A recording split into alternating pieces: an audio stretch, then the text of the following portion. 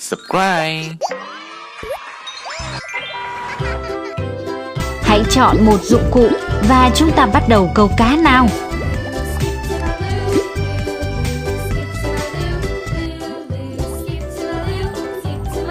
Xin chào, tớ là Kiki. Cùng tớ câu cá nhé.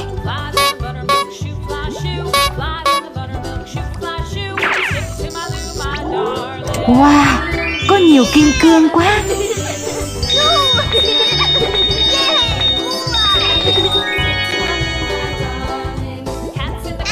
Cá nhím biển purple.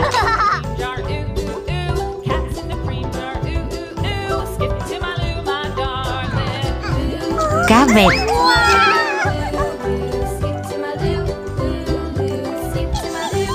Cá kiếm.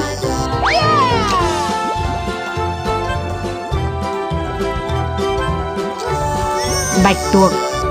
Bạch tuộc đang phun mực kia.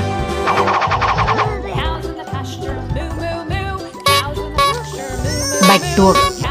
Bạch tuộc đang phun mực kia.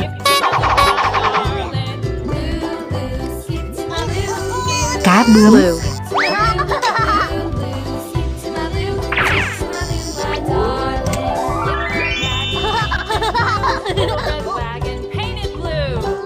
Eo, mùi hôi quá.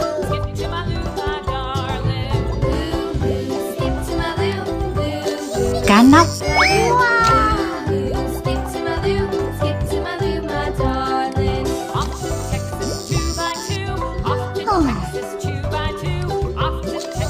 Cá nóc. Wood. Cá nhím biển.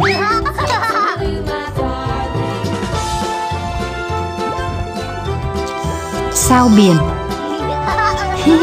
Thật thú vị.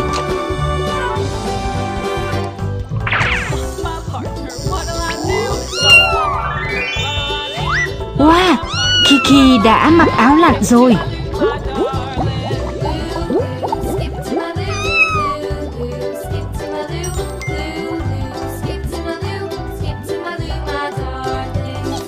Cá kiếm. Cá bướm. Sao biển. Yellow. Thật thú vị. Cá vẹt. Bạn đã bắt được nhiều cá thế này ư? Bạn đúng là thiên tài.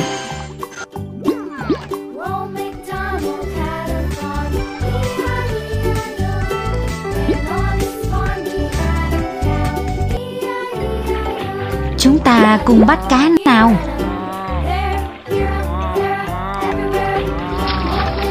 Cá hồn. Thật thú vị.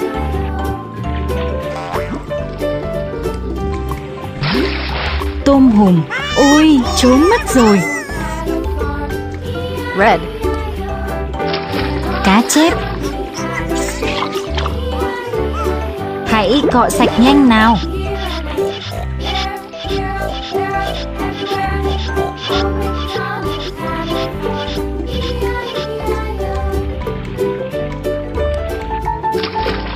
Rùa.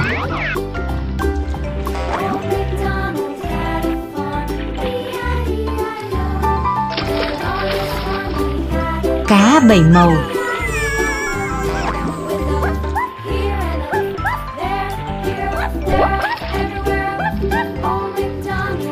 Blue. Là trứng rùa này.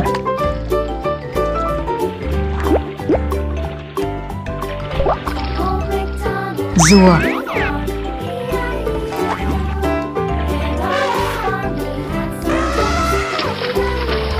Tôm hùm.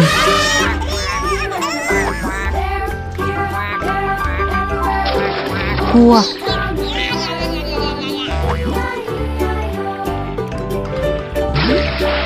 Cá chép. Ha, kéo lên thật nhanh như thế này.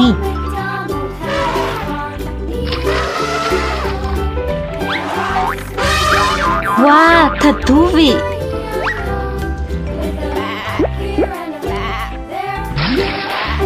Cá bảy màu.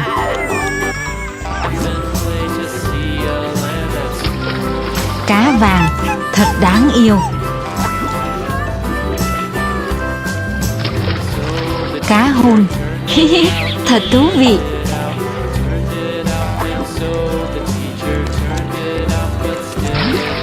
Cá chép, hãy cọ sạch nhanh nào.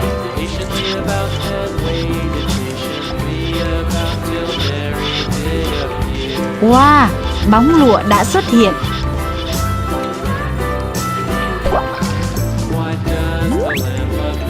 Wow, có nhiều giọt nước quá.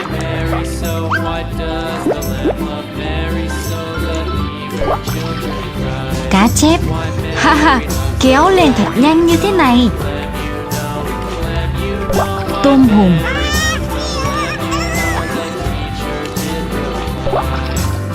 cua,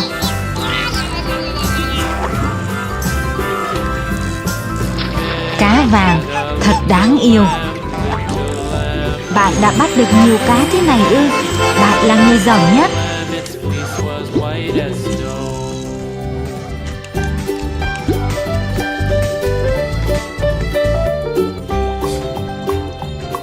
Xin chào, tớ là Miêu Miêu. Chúng ta cùng bắt cá đi.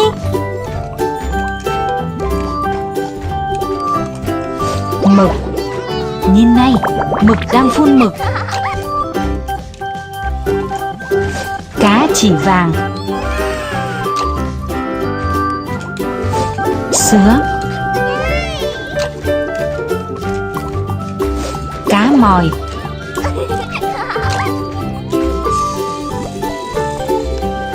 mực,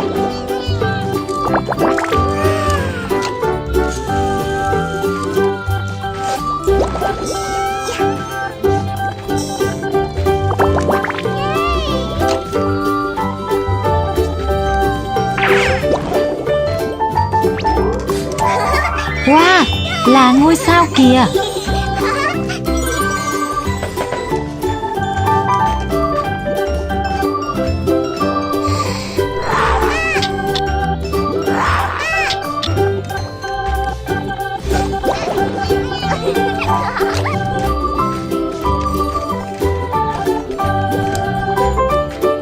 Cá chỉ vàng,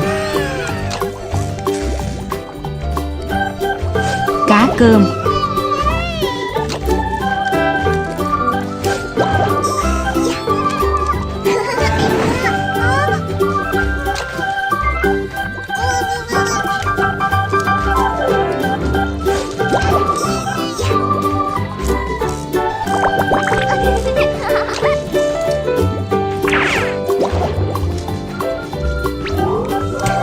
cẩn thận bom nổ.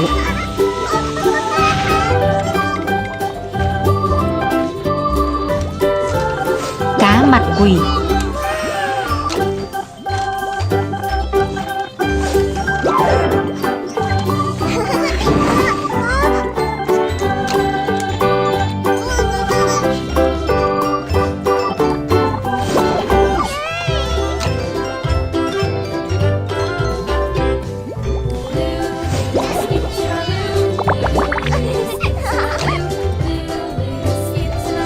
sứa,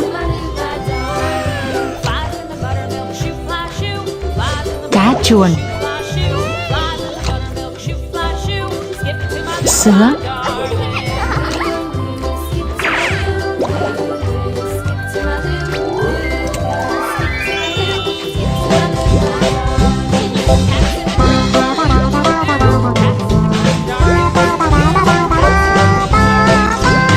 bạn diễn xuất thật là giỏi.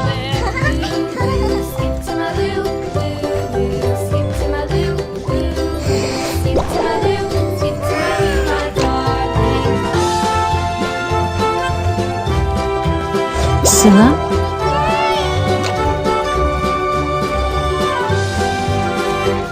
mực,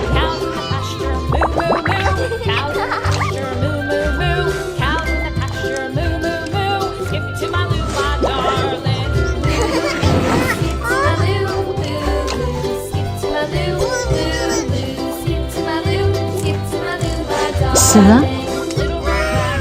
Bạn đã bắt được nhiều cá thế này ư? Bạn thật xuất sắc.